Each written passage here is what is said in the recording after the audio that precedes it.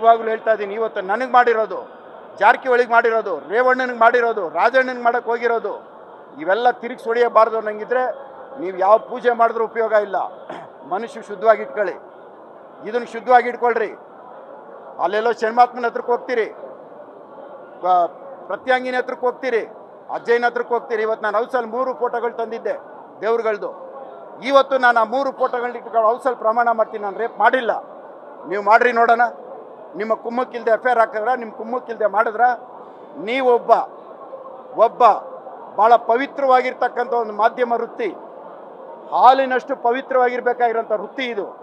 ಇಂಥ ಒಂದು ವೃತ್ತಿನಲ್ಲಿ ಒಂದು ಕಲ್ಮಶ ಒಂದು ಸೇರಿಕೊಂಡು ಅವನಿಗೆ ನೀವು 8 ಕೋಟಿ ರೂಪಾಯಿ ಕೊಟ್ಟಿದ್ದೀರಿ ನನ್ನನ್ನು ಪ್ರಚಾರ ಮಾಡೋಕ್ಕೆ, ನನ್ನ ಬಗ್ಗೆ ನೆಗೆಟಿವ್ ಮಾಡೋಕ್ಕೆ.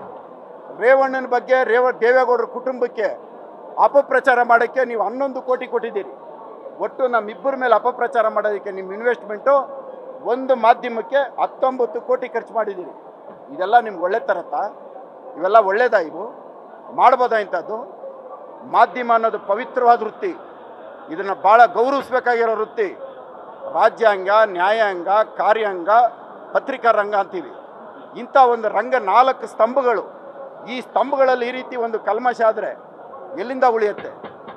ಇನ್ನು ಮುಂದಕ್ಕೆ ಈ ರೀತಿ ಅಂಥ ಕೆಟ್ಟ ಮಾಧ್ಯಮಗಳಲ್ಲಿ ಹಿಡ್ಕೊಂಡು ಒಂದು ವ್ಯಕ್ತಿನ ತೇಜವಧೆ ಮಾಡೋಂಥದ್ದು ಬಿಟ್ಟು, ಮಾಧ್ಯಮಗಳಲ್ಲಿ ಪವಿತ್ರವಾಗಿರ್ತಕ್ಕಂಥವ್ರು ಇದ್ದಾರೆ, ಎಲ್ಲರೂ ಅಲ್ಲ, ಎಷ್ಟೋ ಜನ ಇದ್ದಾರೆ.